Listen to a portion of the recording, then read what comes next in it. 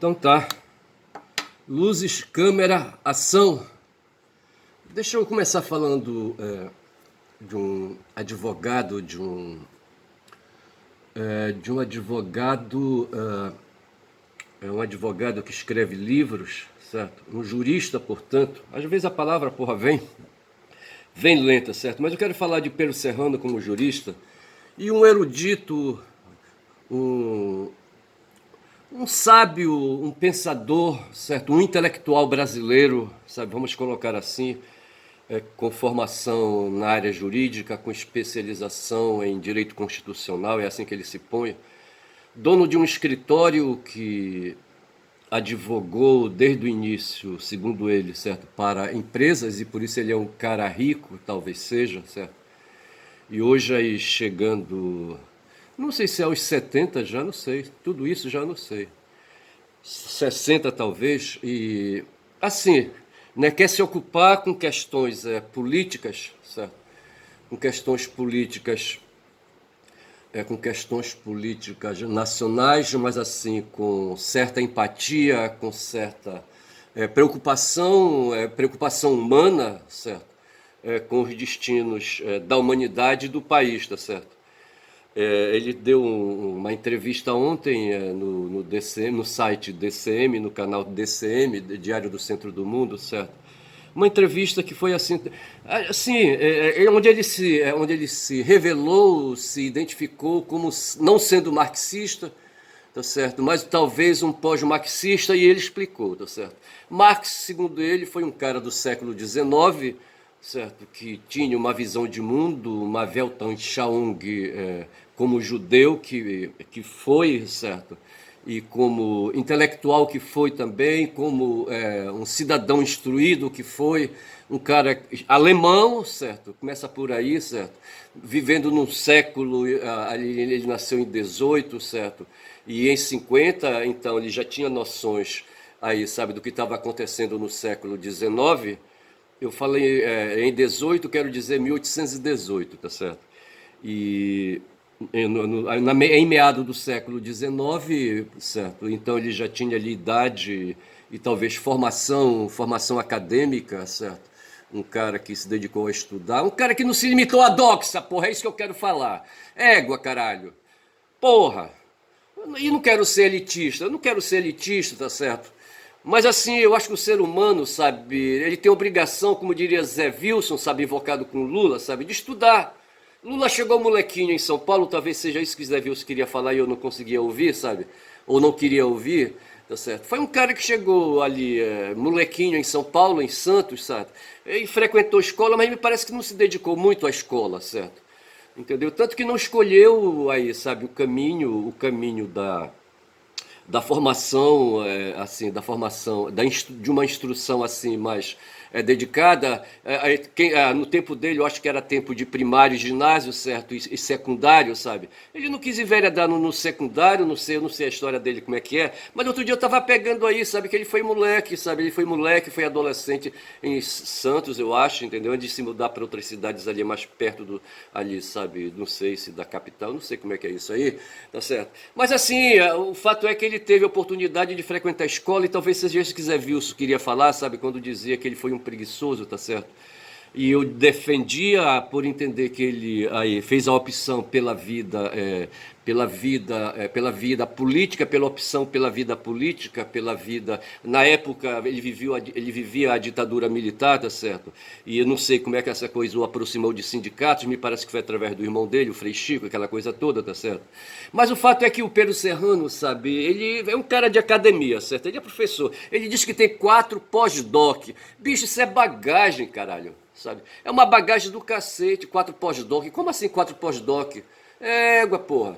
Sabe? Tem mestrado, bom, tem a graduação, mestrado, doutorado e 4 pós-doc. E me parece que todos esses pós-docs são na Alemanha. Porra, vê se pode. Ele fala assim, dos Estados Unidos, onde ele fez estudos de direito constitucional, sabe? E ele traz assim resgata pra gente que não esteve nos Estados Unidos e nem estudou ali o direito estadunidense, certo? Traz umas informações assim muito interessantes sobre a democracia. Ele é pronto, sabe, em dizer que os estadunidenses, sabe, não são adeptos da democracia, sabe? Ele deixa isso muito claro, desde o começo, tá certo? A democracia, na medida que o Estado, a República estadunidense foi se estabelecendo, se conformando e ali, sabe, existindo, eles não queriam, sabe, a elite dominante, a elite branca dominante. Ele tem um termo que ele usa lá para se referir aos pais fundadores, entendeu?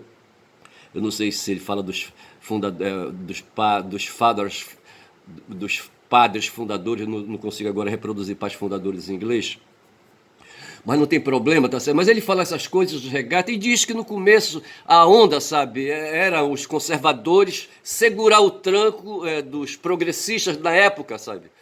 É isso que tem colocado. E hoje, quando se diz que os Estados Unidos é a maior democracia do mundo, sabe? Isso é papo furado, sabe?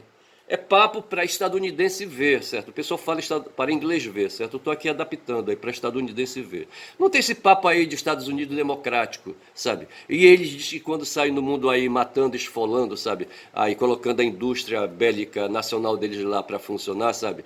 Aí, assim, sabe, eu acho que hoje, por que nós temos guerra no mundo e guerras aí, sabe? Se está dizendo aí que nós estamos na iminência, sabe? Está na mão do Netanyahu, sabe? Deflagrar uma chuva, fazer o inferno baixar sobre o Irã, tá certo? Com uma chuva, sabe? Uma tempestade, como é que chama aquele?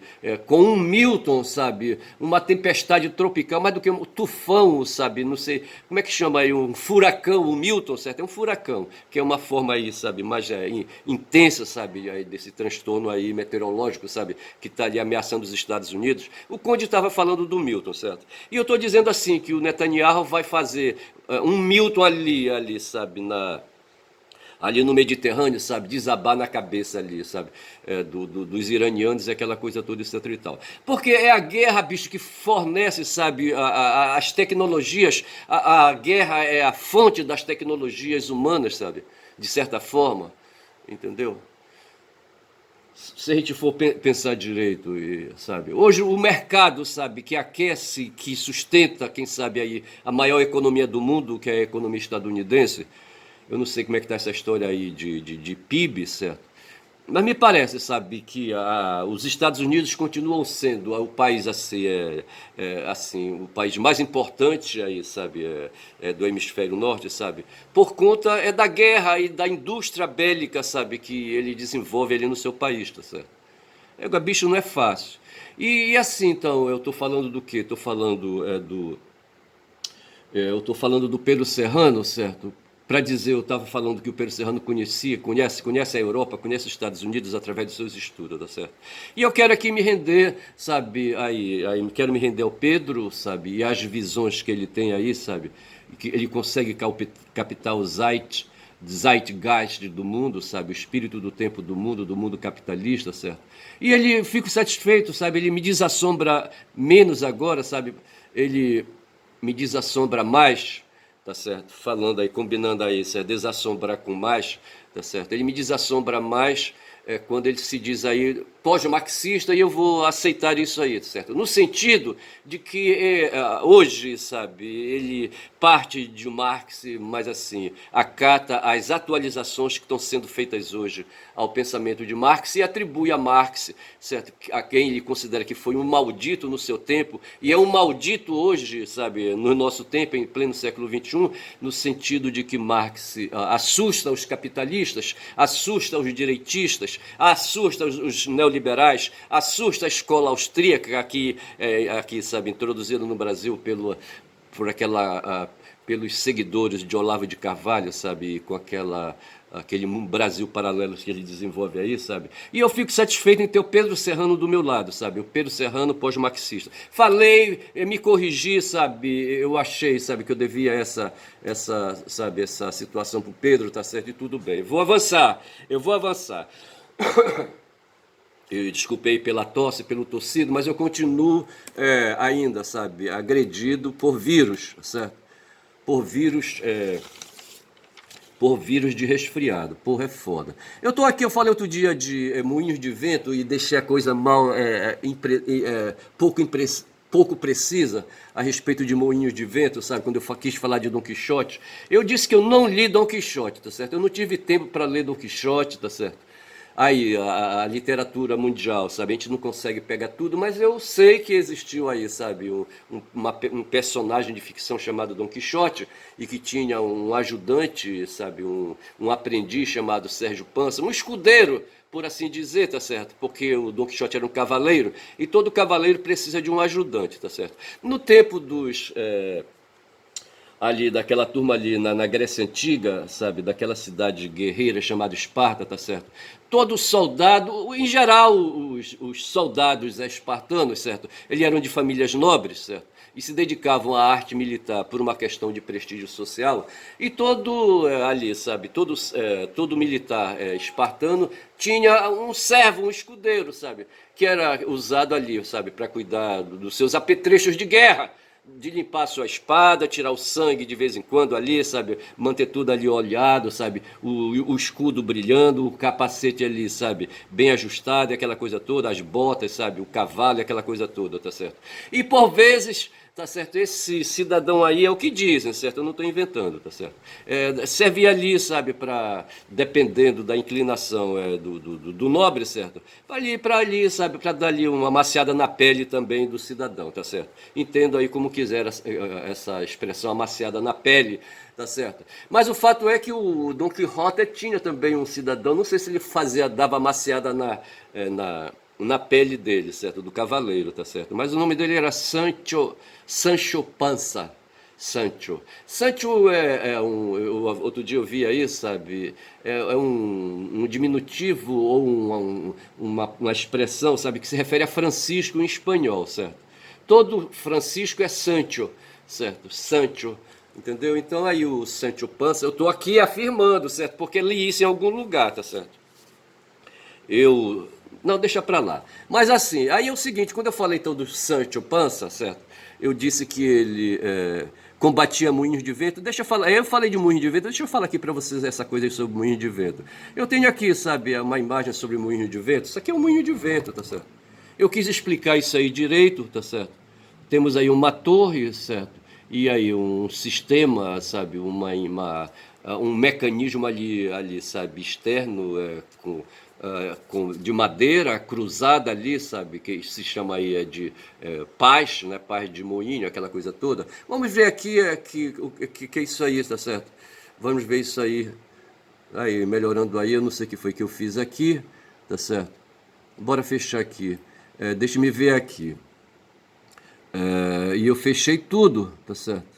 E eu me fumei, tá certo? Porque eu fechei tudo, eu queria falar de moinhos de vento, tá certo? E eu fechei e me fumei, tá certo? Bora ver se eu consigo aqui abrir de novo. Eu não sei se eu consigo. Bora ver aqui, tá certo? Mostrar o histórico completo. Que eu dei uma barbeirada aqui. Bom dia. Cadê? Porra, cara. Ai, ai. Bora voltar aqui. Porra. Sua casa é outra casa com fibra. Pergunta pra quem tem e vem. Oi. Porra, caralho. Tem arrefecido? Não é nada disso, rapaz. Olha, eu vou te contar, olha. Vou te contar. Bora ver que histórico de novo, tá certo? Moinho de vento tá aqui. Bora ver se eu consigo. Porra, bicho. Bora ver aqui.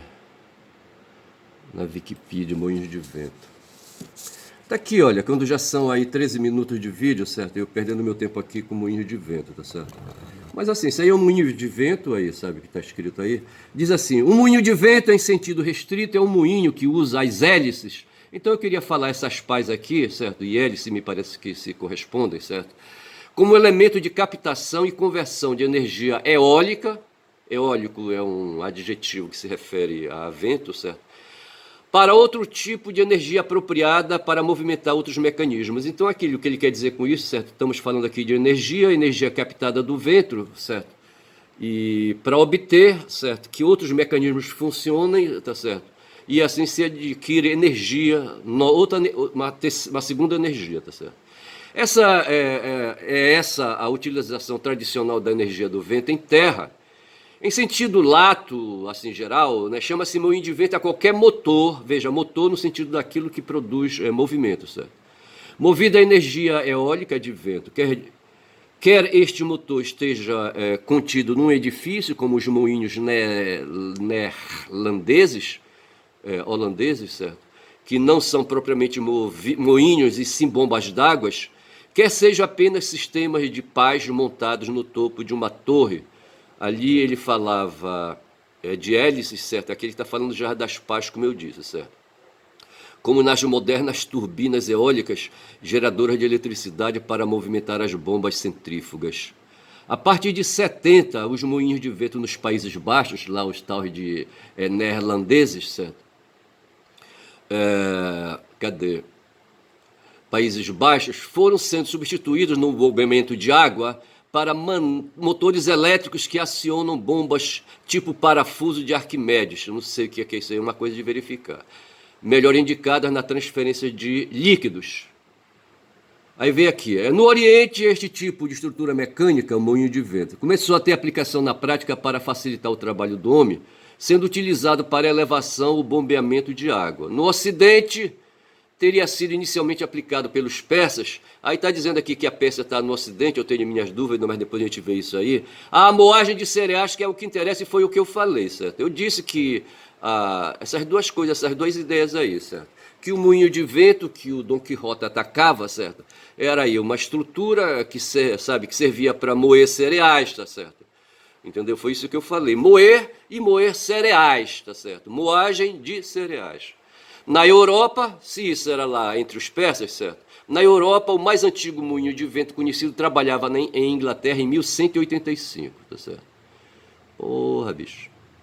Crê-se que os primeiros moinhos de vento, aqui vai falar, pera lá, negócio de tipologia eu não estou interessado, tá certo?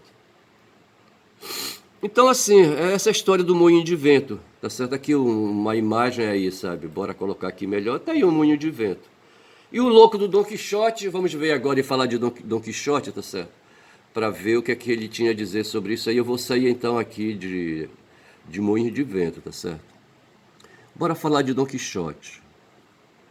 E eu falei de Dom Quixote. Quando eu falo de moinho de vento, certo, eu falo de Dom Quixote. Eu tava falando de moinho de vento, sabe, porque hoje nós temos loucos, tá certo? Se Dom Quixote foi um satírico, certo? Foi um cavaleiro andante, errante, certo? Ele tinha uma namorada, a Lucinéia, sabe? Me parece que era isso, certo? E ela foi raptada, não sei, a gente já vai ver essa história aí, tá certo?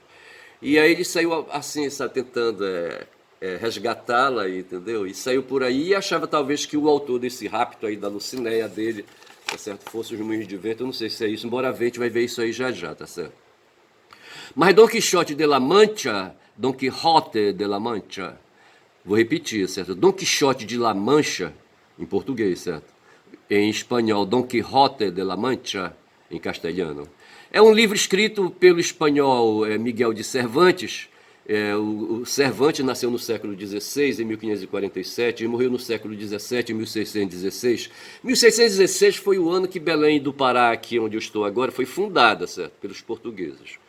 O título e ortografia originais era El Ingenioso Hidalgo Don Quixote de la Mancha, o genial fidalgo nobre, né, Dom Quixote de La Mancha. Com sua primeira edição publicada em Madrid em 16 de janeiro de 1605. É composto por 126 capítulos divididos em duas partes, a primeira surgida em 1605 e outra em 1615.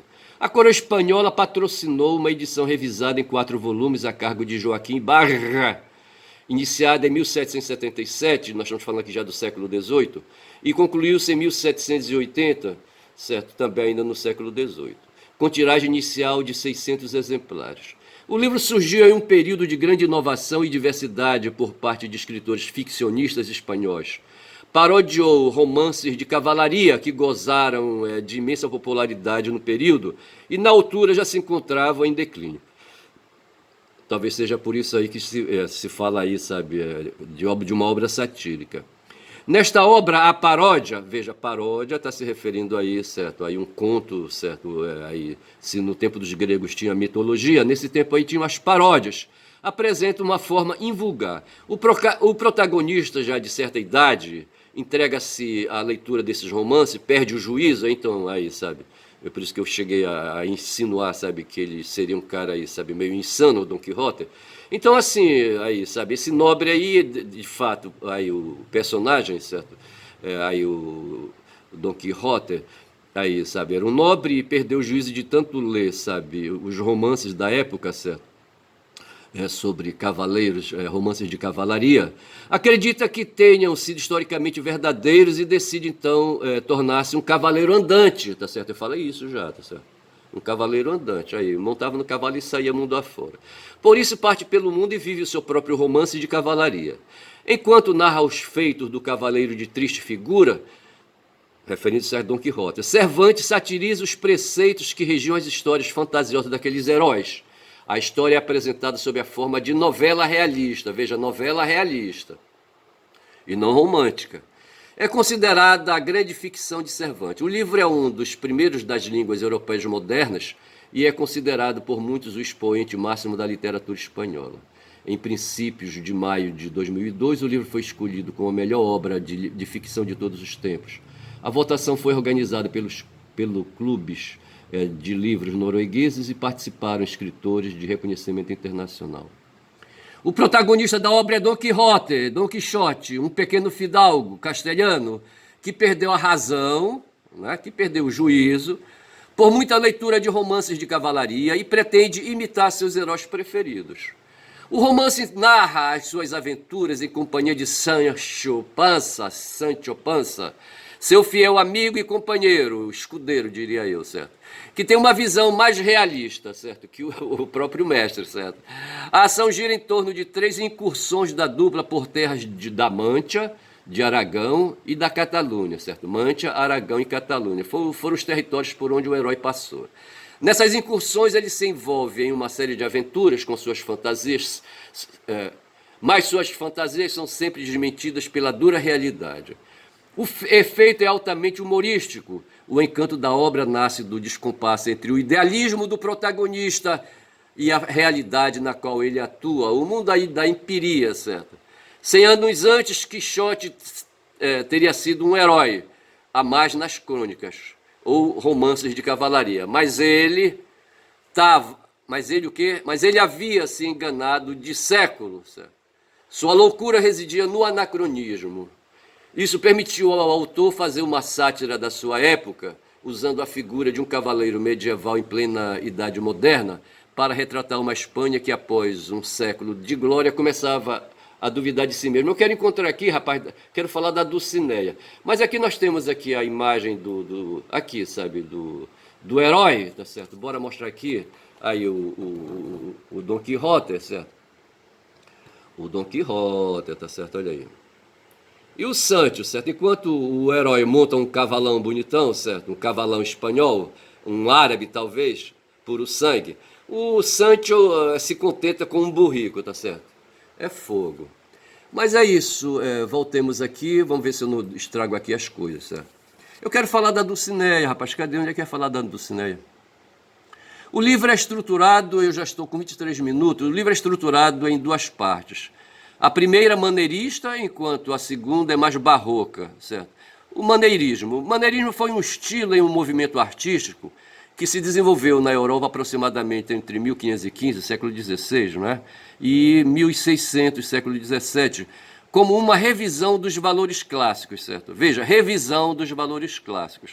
Nós sabemos que a Renascença foi aí uma volta, né, aos valores clássicos, e aí, sabe, a partir de 1515 nós temos uma revisão desses valores clássicos, tá certo? Então, o maneirismo seria uma revisão dos valores clássicos e naturalistas prestigiado pelo humanismo renascentista e cristalizado na Alta Renascença, tá certo? Não sei se deu para fazer entender.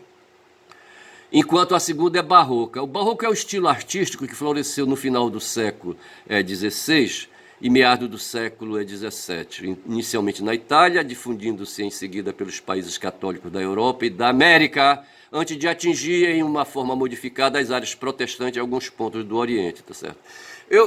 Nós estamos aí, domingo que vem é a festa, uma festa religiosa católica dedicada à mãe de Yeshua, Nazaré, certo? Senhora de Nazaré. E na minha visão, aí, a igreja, Belém nasceu no século, em 1600, certo? E nós estamos ali já no século XVII. Eu acho que é tempo barroco, tá certo? E a igreja de Nazaré foi construída aí no século XVII, tá certo? E o estilo, portanto, não poderia deixar de ser outro e barroco. E a festa, então, é uma festa barroca, no meu entender, é uma coisa de verificar, tá certo? Eu, em algum lugar li alguma coisa a respeito disso, tá certo? Mas assim, o barroco, já falei aqui, é um estilo artístico que floresceu, fala do que floresceu, etc e tal.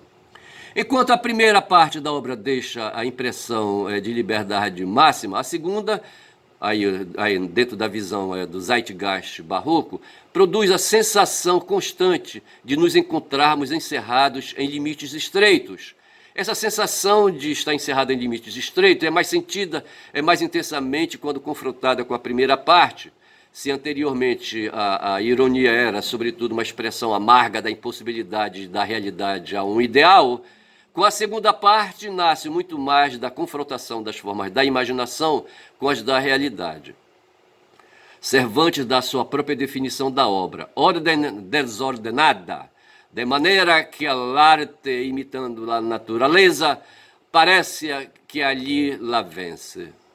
A arte vence a natureza. O processo adotado por Cervantes, a paródia, certo? O processo de escrita, certo? O processo de narrativa, a paródia. Paródia é isso, a imitação. Permite dar relevo, imitação, paródia, aos paródia, vamos ver que porra é paródia. Paródia é uma releitura cômica, certo? De alguma composição literária ou musical. Veja, a releitura cômica, certo? O cômico aí, sabe, é o bufão, certo? O engraçado, né? Aí, sabe, o que provoca riso, certo? De alguma composição literária ou musical, que frequentemente utiliza ironia e deboche, tá certo? Olha aí, viu? Ironia e deboche, que causa riso. Ela geralmente é parecida com a obra original e quase sempre tem sentido diferente. Parece, mas não é, tá certo? E daí a paródia, tá certo? Mas aí com essas pitadas aí de ironia e comicismo, tá certo? Através da deformação grotesca, pela deslocação do patético para o burlesco, se é que eu consigo me fazer entender, fazendo com que o burlesco é aquela coisa desengonçada, apague momentaneamente a emoção, estabelecendo um entrelaçado espontâneo de picaresco, de burlesco e de emoção. O conflito surge do confronto entre o passado e o presente, o ideal e o real, e o ideal e o social, tá certo?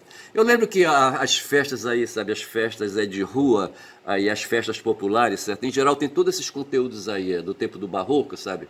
Com esse negócio aí de burlesco, picaresco, sabe? Em que os desprovidos de recursos econômicos saem às ruas, sabe? Saem às ruas, acraseado às ruas, sabe? Para assim, sabe, tirar sarro de quem está na janela ali, sabe, ou de quem não quer estar na janela, sabe, tirando sarro ali, e quem está na janela são as pessoas ali, as pessoas com dinheiro no bolso, certo? E os que estão na rua passando são os que não têm dinheiro no bolso. Ontem eu saí com um filho meu, rapaz, depois de uma consulta, quando já são 28 minutos, sabe? De uma consulta de retorno, tá certo? A um médico aí, que eu não vou dizer a especialidade.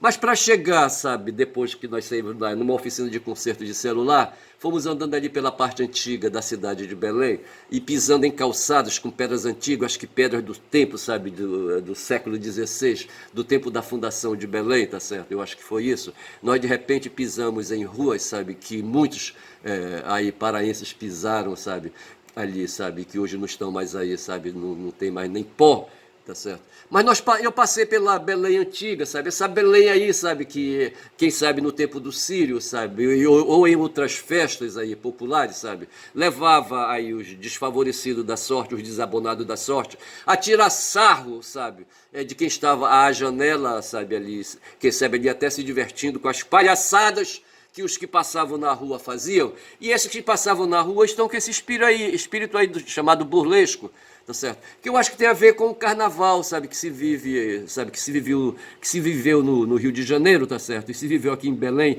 Eu já disse uma vez aí que Belém se parece muito com o Rio de Janeiro quando são 29 minutos de vídeo. Eu devo começar a marchar para terminar este vídeo, tá certo? Mas o fato é que eu tô falando aqui, falando de burlesco, falando aí de barroco, tá certo? Falando de picaresco. O picaresco é aquele humor assim, quase que meio sádico, sabe? Satírico, sarrento, sabe?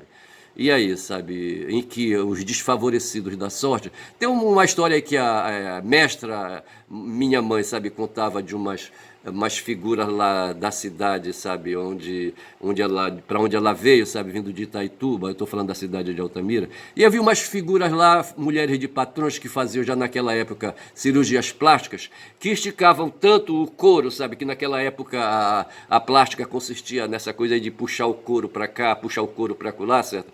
E que, sabe, uma delas lá, sabe, estava com o couro da bunda, sabe, já no pescoço, sabe? E ali havia um sinal ali, certo? No ombro, entendeu? Meio suspeito, tá certo? Que parecia com a rodela do fiofó, sabe? Da mulher, entendeu? Isso era mestra, sabe? Uma mulher pudica, uma mulher religiosa que contava. Ela mesma aí com o espírito picaresco, com o espírito burlesco, com o espírito satírico, com o espírito barroco, sabe? Essa coisa aqui que eu tô falando aqui, mas eu não cheguei aonde eu queria chegar, certo? Do Quixote e Pança. Eu queria saber, rapaz, da namorada, rapaz, sabe, toda a história de romance, sabe? Tem uma mulher aí, sabe? Aqui tá falando assim, mas eu acho que não vai dar mais tempo, já são 31, eu encerro por aqui então, sabe? Me dediquei a falar de Moinhos de Vento e terminei falando aí de Dom Quixote, e me interessa, sabe? Eu tenho formação na área de literatura, e essas coisas da literatura universal, assim, sabe? Apesar de não ter lido o Dom Quixote, certo? Me interessa. Eu vou dizendo que meu nome é Ernest, este canal é de quem fala muito da Bom Dia Cavalo. Eu li que o nome do cavalo do Quixote era Rocinante, mas eu deixo para falar do cavalo de Quixote amanhã. Bom dia, bom dia, bom dia!